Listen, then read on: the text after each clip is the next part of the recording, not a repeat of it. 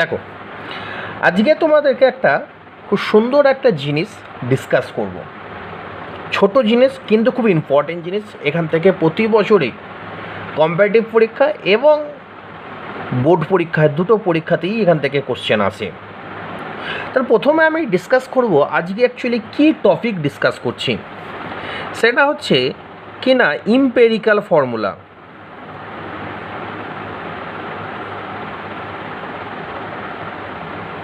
Empirical formula আর কি and molecular formula.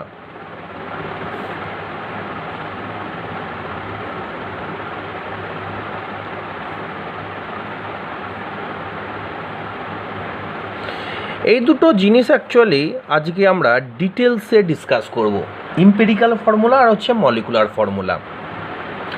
দেখো, প্রথমে আমরা ডিসকাস করছি সেটা হচ্ছে মলিকুলার ফর্মুলা।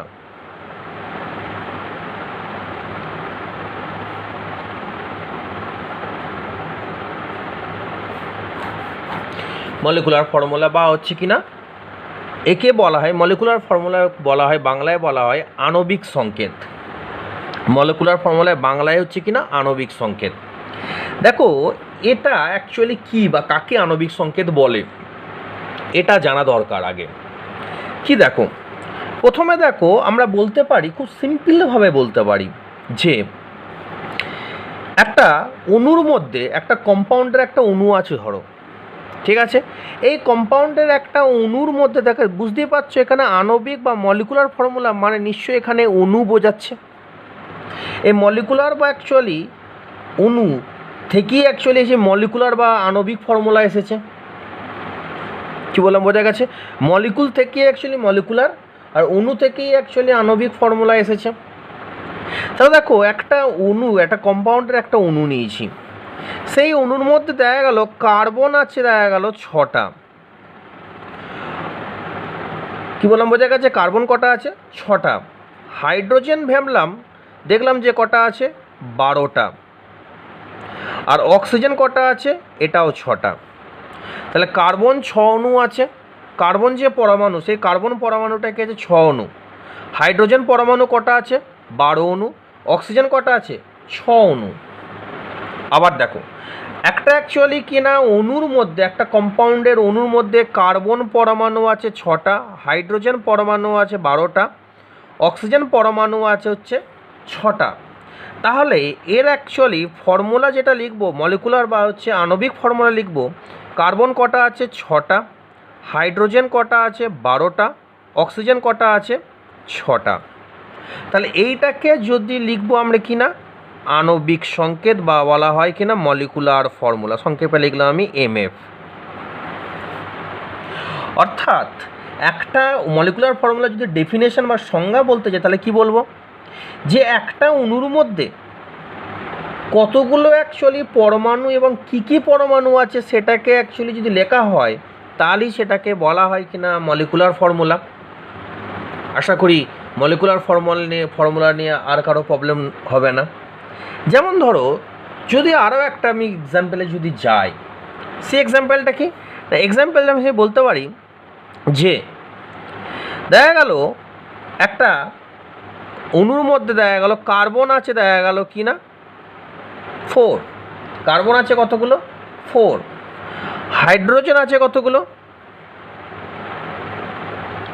10। তাহলে এর অ্যাকচুয়ালি মলিকুলার ফর্মুলা, এই মলিকুলার ফর্মুলা কি হবে না, মলিকুলার ফর্মুলা হবে C4H10। বোঝা গেছে? এরপরে আসছে আমরা ইম্পেরিক্যাল ফর্মুলা। এরপর আমরা ডিসকাস করব সেটা হচ্ছে কিনা ইম্পেরিক্যাল ফর্মুলা।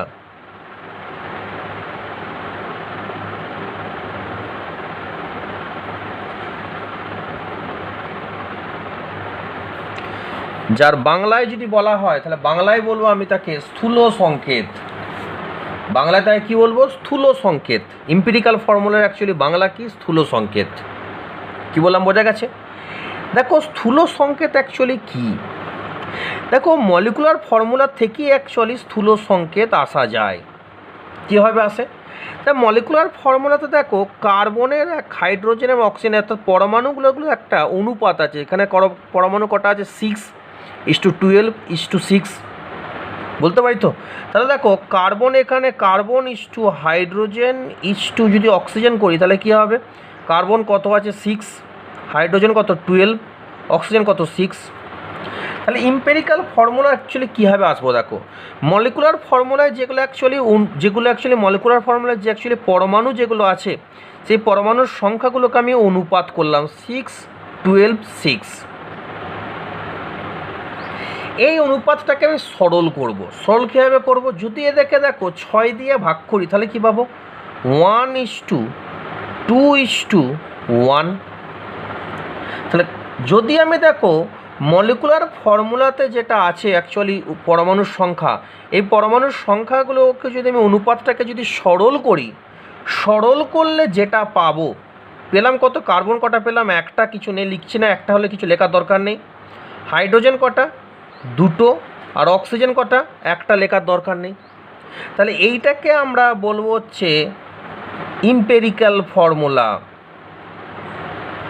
তাহলে ইম্পেরিক্যাল ফর্মুলা কি না, মলিকুলার ফর্মুলাতে যে অ্যাকচুয়ালি পরমাণু যেগুলো আছে এই পরমাণুগুলোকে যদি আমি কি করি, এই পরমাণুর যে অ্যাকচুয়ালি সংখ্যা সেই সংখ্যাগুলোকে যদি আমি সরল অনুপাত করি, অনুপাতটাতে যদি আমি লিখি তখন এটাকে বলা হয় ইম্পেরিক্যাল ফর্মুলা। যেমন আমি যদি লিখি এখানে C4H10, এর অ্যাকচুয়ালি ইম্পেরিক্যাল ফর্মুলা কি হবে না, এম্পেরিক্যাল ফর্মুলা এখানে দেখো 4:10 আছে। তাহলে 4:10কে যদি আমি কি করি 2 দিয়ে ভাগ করি তাহলে কি পাবো C2H5। তাহলে এইটাকে আমি কি বলবো না, এইটাকে আমি বলবো এম্পেরিক্যাল ফর্মুলা, এটাকে বলবো আমি মলিকুলার ফর্মুলা। তাহলে এম্পেরিক্যাল ফর্মুলা আর মলিকুলার ফর্মুলা বোঝা গেছে। দেখো এবার আমরা বলবো কি relation between empirical formula and molecular formula, এর দুটোর মধ্যে কি অ্যাকচুয়ালি রিলেশান আছে। খুব সিম্পল ব্যাপার। দেখো মলিকুলার ফর্মুলা থেকে যখন এম্পেরিক্যাল ফর্মুলায় আমি যাচ্ছি, দেখো একটা সংখ্যা দিয়ে ভাগ করছি। দেখো অর্থাৎ কি না, দেখো এখানে আমি কি করলাম 6 দিয়ে ভাগ করেছি। দেখো 6 দিয়ে ভাগ করলে দেখো কি আসছে, যে এইটা আসছে। দেখো অর্থাৎ মলিকুলার ফর্মুলা থেকে যখন এম্পেরিক্যাল ফর্মুলা যাচ্ছি, দেখো এখানে 6 দিয়ে ভাগ করেছি, এখানে 6 দিয়ে ভাগ করলাম, তাহলে 6/6 কেটে গেল 1। এখানে 6 দিয়ে ভাগ করলাম, এখানেও দেখো 6 দিয়ে ভাগ করেছি।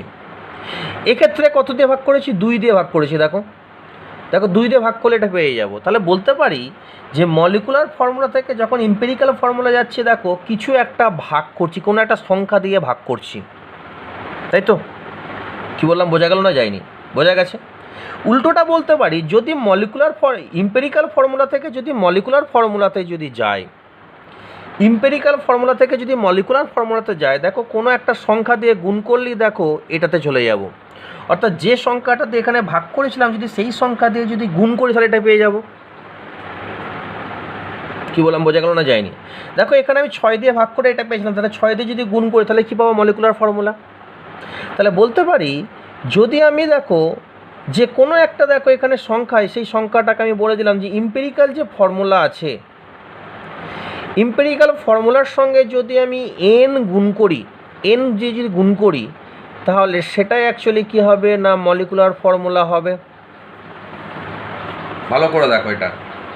অর্থাৎ কি না, যদি দেখো এম্পেরিক্যাল এখানে n এর মানটা কি, n এর মান 1 2 3 4 এরকম হবে।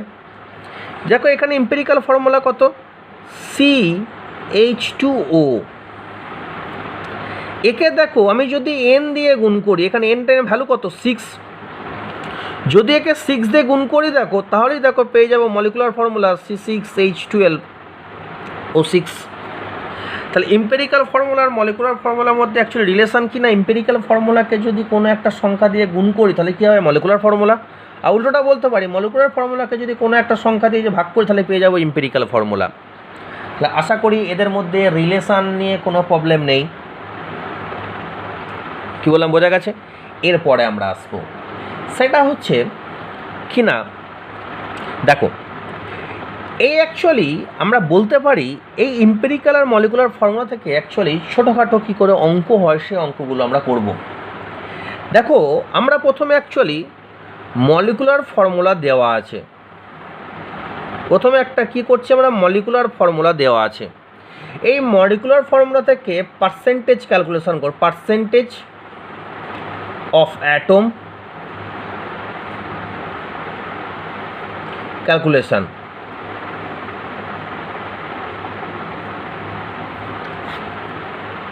অর্থাৎ কি না আমরা ক্যালকুলেশন করছি সেটা হচ্ছে মলিকুলার ফর্মুলা থেকে অ্যাকচুয়ালি কী আছে পার্সেন্টেজ অফ অ্যাটম ক্যালকুলেশন করছি। কিভাবে করব দেখো, অর্থাৎ কি না মলিকুলার ফর্মুলা দিয়ে দিয়েছে, সেখান থেকে অ্যাকচুয়ালি এই মলিকুলার ফর্মুলা থেকে কত পার্সেন্ট কার্বন আছে, কত পার্সেন্ট হাইড্রোজেন আছে, কত পার্সেন্ট অক্সিজেন আছে, এইটা আমরা বার করব। কিভাবে দেখো, দেখো আমাকে বলে দিয়েছে গ্লুকোজ, যেটা অ্যাকচুয়ালি গ্লুকোজের ফর্মুলা, তাহলে গ্লুকোজের অ্যাকচুয়ালি স্টাক দেখি C6H12O6, এটা হচ্ছে গ্লুকোজের অ্যাকচুয়ালি কিনা ফর্মুলা। তাহলে এই ফর্মুলা থেকে আমি বার করতে পারবো তার মলিকুলার ওয়েট বার করতে পারবো, আণবিক ওজন। এবং আণবিক ওজনটা যেহেতু আমি যদি গ্রামে বার করি, তাহলে গ্রামে বার করা মানে এটা 1 মোলের অ্যাকচুয়ালি, আগের ক্লাসে আমি বলেছি গ্রামে বার করা মানে সেটা অ্যাকচুয়ালি 1 মোলের অ্যাকচুয়ালি কি ওজন, অর্থাৎ গ্লুকোজ যদি 1 মোল নিই তার ওজন পাবো। কে বার করব, বার করছি দেখো 6 ইন্টু কার্বনের ক্ষেত্রে কত 12 প্লাস 12 ইন্টু 1 প্লাস 6 ইন্টু অক্সিজেনের ক্ষেত্রে 16, এটা করলে দেখবে 180 গ্রাম আসবে। তাহলে বলতে পারি এর 1 মোলের অ্যাকচুয়ালি ওজন কি 180 গ্রাম, বলতে পারি তো, না পারি না, বলতে পারি। এবার দেখো এখান থেকে তাহলে আমি কি করলাম, মলিকুলার ফর্মুলা যদি দেওয়া থাকে তাহলে আমি দেখো তার আমি আণবিক ওজন বা মলিকুলার ওয়েট বার করেছি। এখান থেকে আমাকে ক্যালকুলেশন করতে হবে পার্সেন্টেজ অফ কার্বন কত, percentage of oxygen and percentage of hydrogen, এইগুলো কত এটা বার করতে হবে। অঙ্ক আশা করি বুঝতে পেরেছো, আশা করি অঙ্ক বুঝতে পেরেছো যে পার্সেন্টেজ থেকে আমি actually percentage of carbon, percentage of oxygen, percentage of hydrogen, এইগুলো অ্যাকচুয়ালি কি না এইগুলো অ্যাকচুয়ালি বার করব। কিভাবে বার করব দেখো, খুব সিম্পল ব্যাপার। দেখো পার্সেন্টেজ বার করা মানে অ্যাকচুয়ালি 100-র মধ্যে বার করা। তাহলে বলতে পারি যদি কম্পাউন্ড আমি 180 গ্রাম নিই, 180 গ্রামের মধ্যে কার্বন অ্যাকচুয়ালি কত আছে, কার্বন হচ্ছে 6 ইন্টু 12, একে কত আর 100 কত বার করলে হয়ে যাবে। কে বার করবো 6 ইন্টু 12 বাই 180 ইন্টু 100, অর্থাৎ এটা কিনা পার্সেন্টেজ অফ কার্বন বেরোলো। এটা ক্যালকুলেশন করবে, ক্যালকুলেশন করলে পার্সেন্টেজ অফ কার্বন পেয়ে যাবে। কি বললাম বোঝা গেছে? যেমন আরও একটা ছোট্ট এক্সাম্পল দেখায় যে যদি বলি পার্সেন্টেজ অফ হাইড্রোজেন কীভাবে বার করব, একবারে শর্টকাটে বার করবো কীভাবে। শর্টকাটে বার করার জন্য আমি যে অ্যাকচুয়ালি যে অ্যাকচুয়ালি ফর্মুলা থেকে বার করছি, মলিকুলার ফর্মুলা থেকে, সেই formula actually number of atom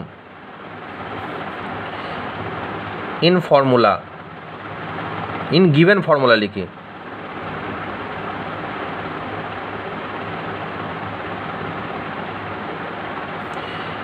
into atomic weight by molecular weight. কী হবে দেখো, এখানে অ্যাকচুয়ালি পার্সেন্টেজ অফ হাইড্রোজেন বার করছে, পার্সেন্টেজ অফ হাইড্রোজেন এখানে কতগুলো কারক সংখ্যা আছে 12, তাহলে 12 ইন্টু এখানে অ্যাকচুয়ালি হাইড্রোজেনের কত, পারমাণবিক ওজন কত 1 বাই এটা কত, এখানে দেখো হাইড্রোজেন এর অ্যাকচুয়ালি মলিকুলার ওয়েট কত 180 বাই 180। যদি পার্সেন্টেজ অফ অক্সিজেন বার করতে হলে কত হবে, পার্সেন্টেজ অফ অক্সিজেন কত আছে 6 ইন্টু 16 বাই 180। বোঝা গেল না? যায়নি? আশা করি বোঝা গেছে। কি বললাম, বোঝা গেছে? সিম্পল ব্যাপার যে পার্সেন্টেজ থেকে কি করে অ্যাকচুয়ালি মলিকুলার ফর্মুলা থেকে কীভাবে পার্সেন্টেজ বার করা হয়, বোঝা গেছে? এরপরে দেখো, এরপরে আরও একটা সোজা বিষয় নিয়ে আমরা আলোচনা করব। সেটা হচ্ছে এবার উল্টোটা যাব। উল্টোটা কি না, উল্টোটা হচ্ছে যদি পার্সেন্টেজ থেকে, পার্সেন্টেজ অফ অ্যাটম থেকে কি করব আমরা এম্পিরিক্যাল ফর্মুলা বা মলিকুলার ফর্মুলা দুটি আমরা বার করব। অর্থাৎ পার্সেন্টেজ অফ অ্যাটম থেকে কি করব, এম্পিরিক্যাল ফর্মুলা এবং মলিকুলার ফর্মুলা বার করব। খুব সিম্পলভাবে আমরা অঙ্ক করানোর চেষ্টা করব। দেখো কি জিনিস, দেখো কার্বন, এই কার্বনের ধরে নিলাম আমরা কার্বন আছে একটা ইয়েতে 40% কার্বন আছে, ঠিক আছে। হাইড্রোজেন আছে 6.67%, আর অক্সিজেন আছে কত না, অক্সিজেন আছে বলে দিয়েছে 53.35%, এটা বলে দিয়েছে প্রত্যেকটা ক্ষেত্রেই।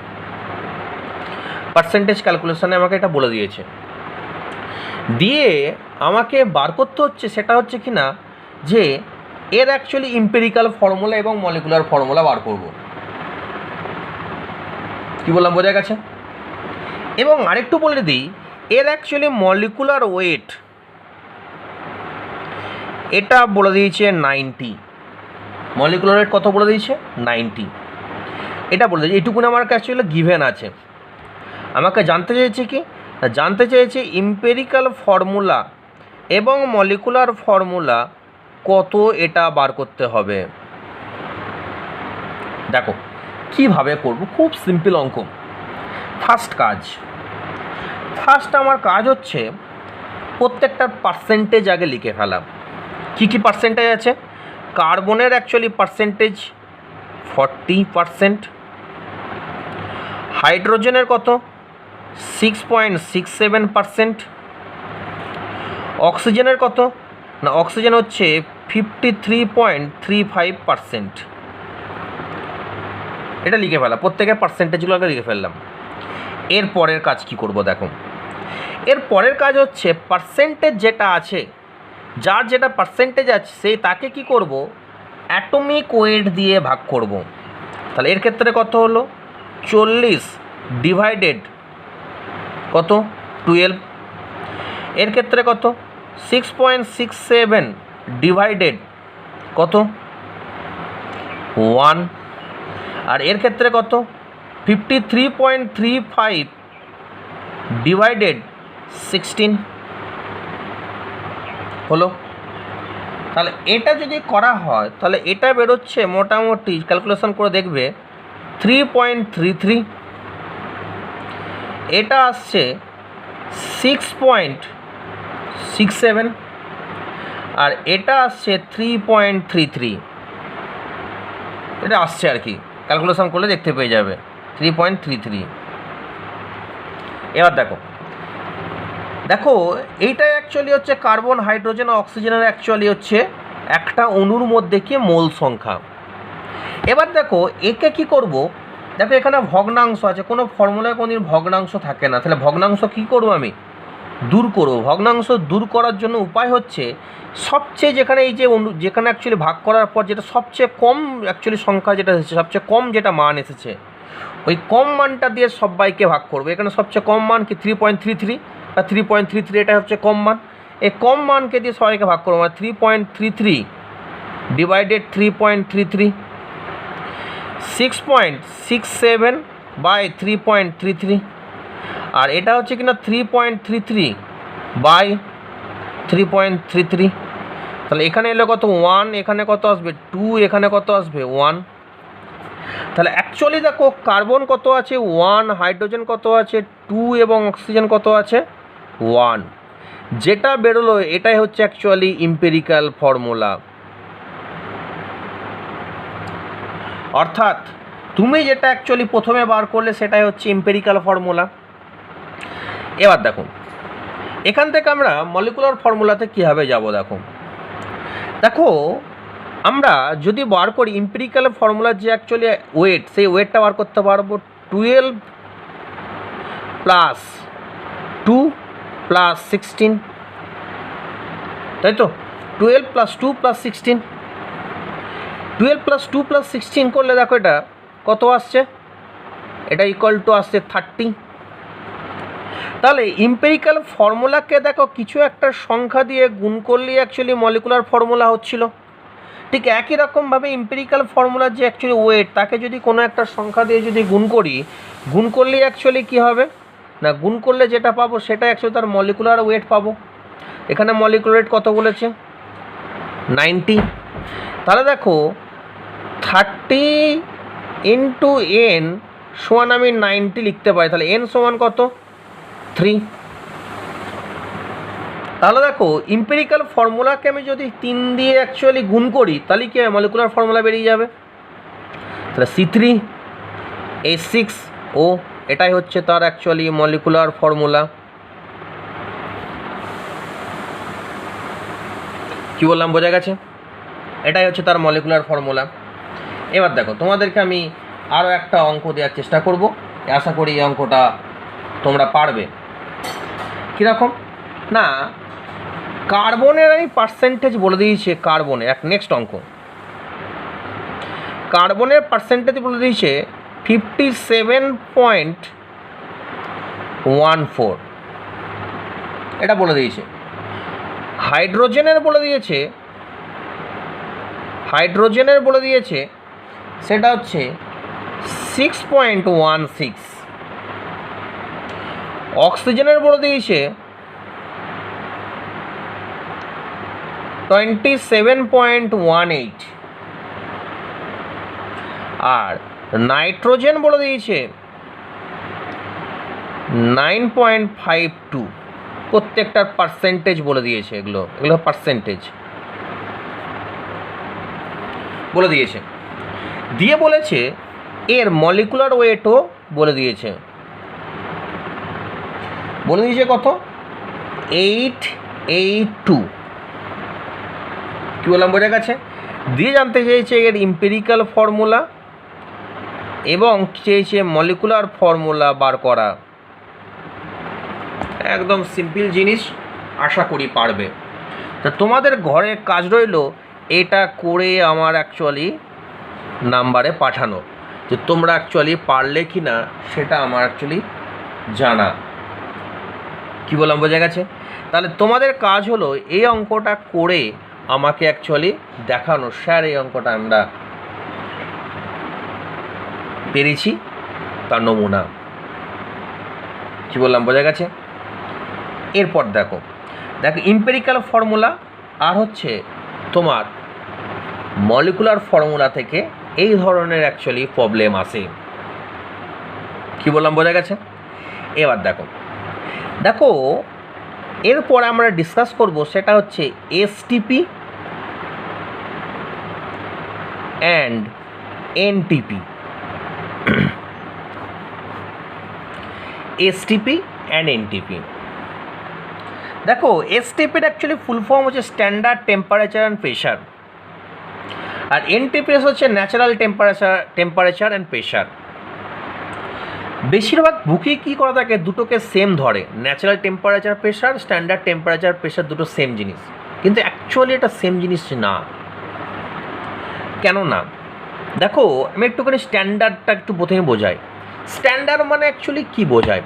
দেখো তুমি অ্যাকচুয়ালি যদি একটা বাটার একটা শ্যু কিনেছো, বাটা কোম্পানি, বা একটা তুমি অ্যাডিডাসের একটা শ্যু কিনেছো, অ্যাডিডাসের শ্যু তুমি পৃথিবীর যে প্রান্ত থেকে কেনো না কেন কোয়ালিটি সবার এক হবে। যদি তুমি ফেক না কেনো, যদি কোনো শোরুম থেকে কেনো, অবশ্যই অ্যাডিডাসের শ্যু তুমি পৃথিবীর যে প্রান্ত থেকে কেনো না কেন প্রত্যেকেরই অ্যাকচুয়ালি কোয়ালিটি একই রকম হবে। কী বললাম বোঝা গেছে? কিন্তু যদি কি করা হয়, তুমি যদি ব্র্যান্ড না কিনে যদি তুমি নর্মালি কেনো, একটা ধরো নর্মালি ধরো একটা জিনিস কিনেছো, তাহলে কী হবে, বিভিন্ন জায়গায় বিভিন্ন হবে। যেমন ধরো একটা সিম্পল এক্সাম্পল বলি, ন্যাচারাল টেম্পারেচার প্রেশার বলতে জম্মুর অ্যাকচুয়ালি ন্যাচারাল টেম্পারেচার যা, জম্মু কাশ্মীরের ন্যাচারাল টেম্পারেচার যা, নিশ্চয়ই ওটা রাজস্থানের ন্যাচারাল টেম্পারেচার কিন্তু সেম না। জম্মুর দেখা গেলো ন্যাচারাল টেম্পারেচার বা কাশ্মীরের ন্যাচারাল টেম্পারেচার যেটা, সেটা দেখা গেলো 10 ডিগ্রি সেন্টিগ্রেড, নিশ্চয়ই ওইটাই নিশ্চয়ই রাজস্থানের ন্যাচারাল টেম্পারেচার না, বা নর্মাল টেম্পারেচারও না। কী বললাম, বোঝা গেছে? তাহলে স্ট্যান্ডার্ড অ্যাকচুয়ালি কী হয়, চেঞ্জ হয় না, কিন্তু ন্যাচারাল টেম্পারেচার প্রেশার চেঞ্জ হয়। কিছু যদি না বলে দেয় তাহলে দুটো সেম, কিন্তু প্রকৃতপক্ষে এসটিপি আর এনটিপি কিন্তু সামান্য একটু ডিফারেন্স, যে একটা কে চেঞ্জেবল, একটা চেঞ্জেবল না। এসটিপি স্ট্যান্ডার্ড যেটা, সেটা কোনো দিন চেঞ্জ হয় না, আর ন্যাচারাল বা নর্মাল টেম্পারেচার প্রেশার সেটা চেঞ্জেবল। কী বললাম, বোঝা গেছে? এই স্ট্যান্ডার্ড টেম্পারেচার এটাও আবার দু ভাগে ভাগ করা হয়। এই স্ট্যান্ডার্ড টেম্পারেচার যেটা আছে এটাকেও আবার দুটো ভাগে ভাগ করা হয়। কী বললাম, বোঝা গেছে?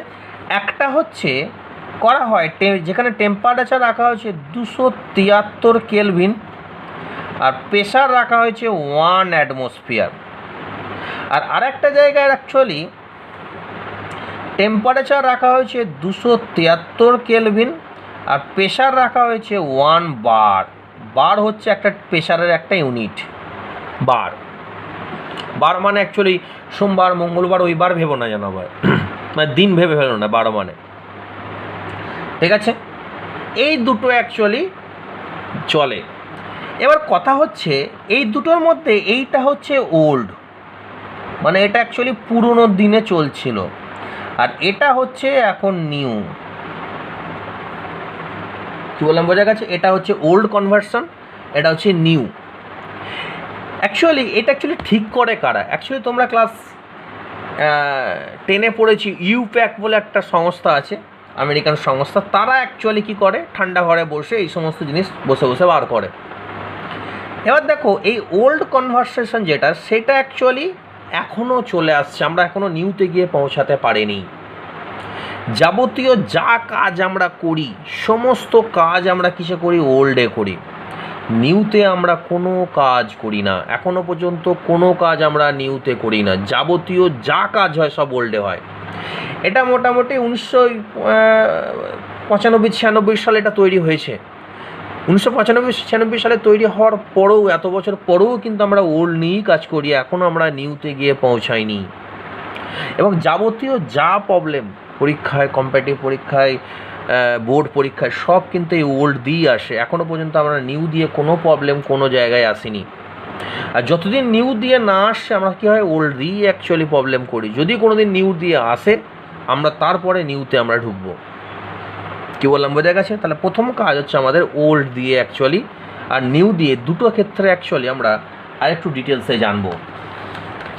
দেখো, তোমরা ক্লাস 10-এর চ্যাপ্টারে আইডিয়াল গ্যাস বা আদর্শ গ্যাসের একটা সমীকরণ পড়েছিলে। Ideal gas, ideal gas.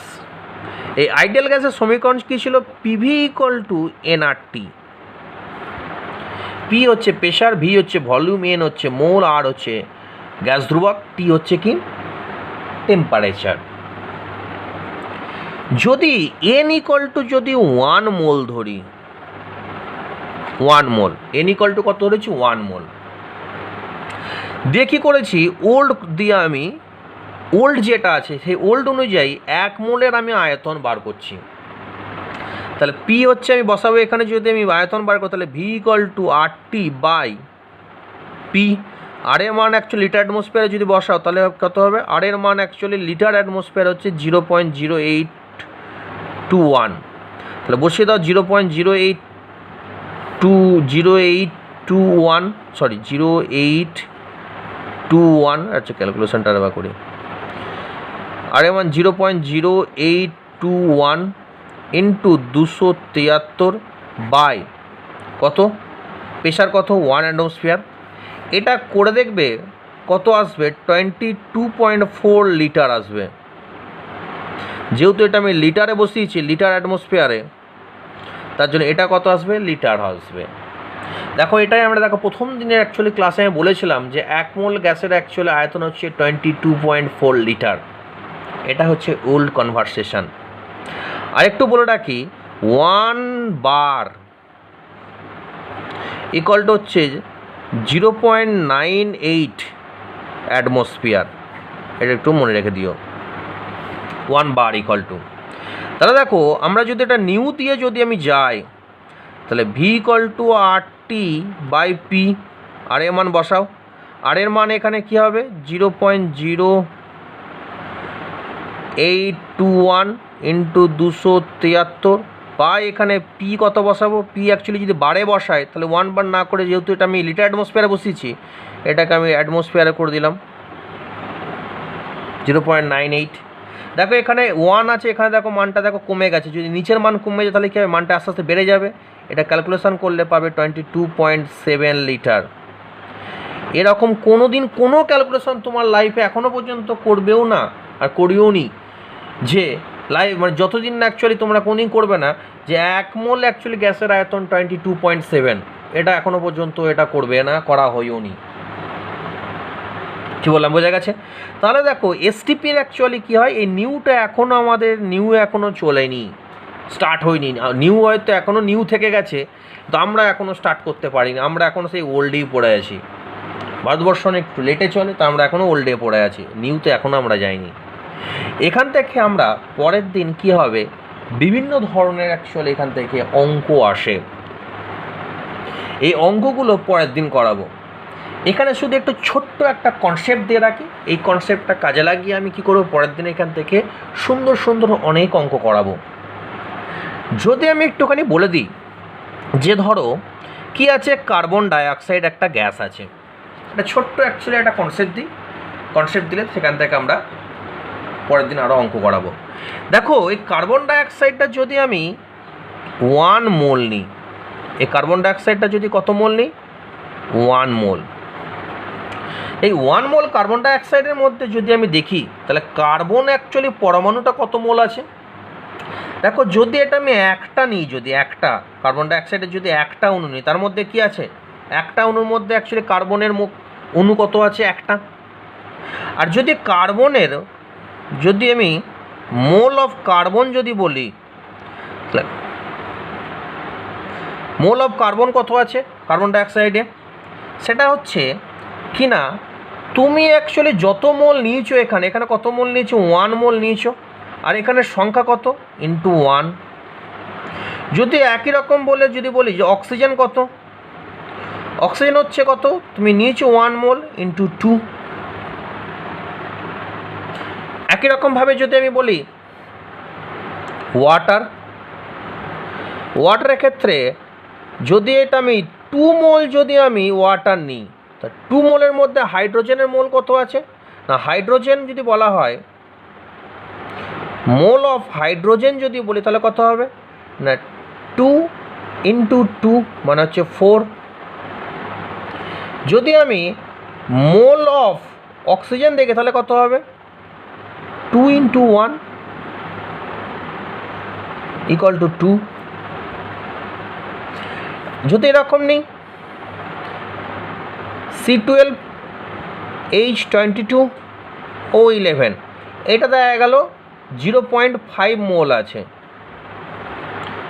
এটা অ্যাকচুয়ালি কি, সুক্রোজের অ্যাকচুয়ালি ফর্মুলা, এই সুক্রোজ নিচে কত, 0.5 মোল। তাহলে মোল অফ কার্বন কত আছে, মোল অফ কার্বন সেটা কত আছে, 0.5 ইন্টু 12। মোল অফ হাইড্রোজেন কত, 0.5 ইন্টু 22।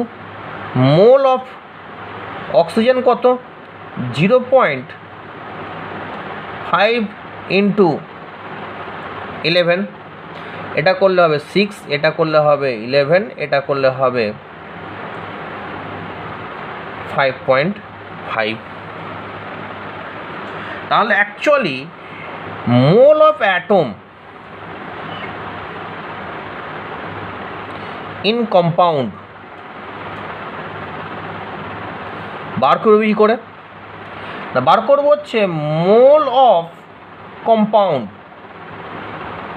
ইন্টু দেখো মোল অফ কম্পাউন্ড নিয়েছে, দেখো 0.05টা কি কম্পাউন্ডের মোল, ইন্টু